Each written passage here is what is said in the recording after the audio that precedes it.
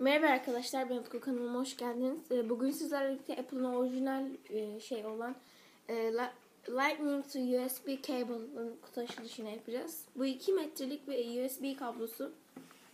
Evde adaptörümüz var ama telefona takmak için adaptör aradım, yokmuş. Neyse, bakarız onun sonra. İsterseniz hemen bir açalım şunu.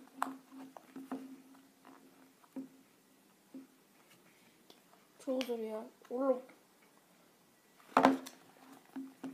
Şöyle şuradan mı çekeceğiz? Ne yapacağız? Ana, kopardım ya. Abi çıkmıyor.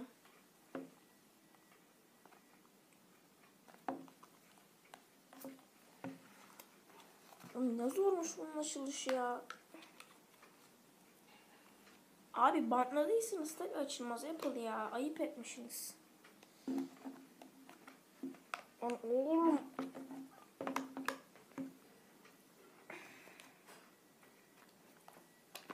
Arkadaşlar, ben hemen bir bıçakla bir adaptör bulup geleyim, bekleyin.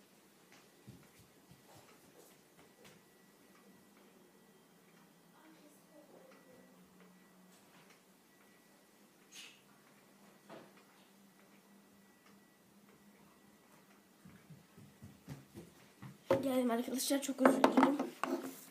Keserim orayı zaten. Ulan Apple.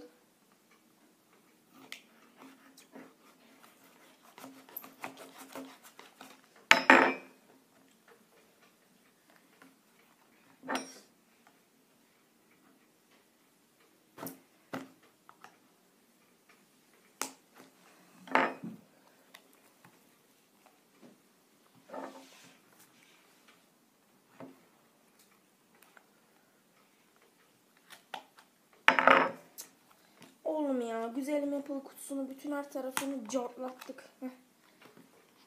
Bakayım, bir şey, hasar yok. 2 metre arkadaşlar, bayağı uzun bir şey. Ve karşınızda şöyle bir şey. Önemli değil. Kutunun gerisi de boş zaten. Bunu şimdi açayım mı? Anne, bu kabloyu şimdi ben açabilir miyim? Açabilirsin. Açabilirsin dedim, ben de açayım.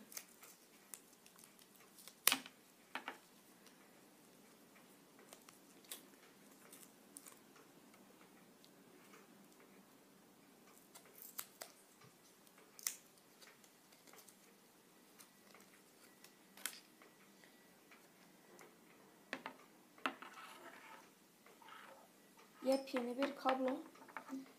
Bakın şimdi, bu iPad'in adaptörü. Şurada bir şey var. Bakın şöyle bir şey. Şöyle bir şey. Onu buraya böyle takıyorsunuz. Taktığınızda drip diye bir ses çıkıyor da şarj oluyor.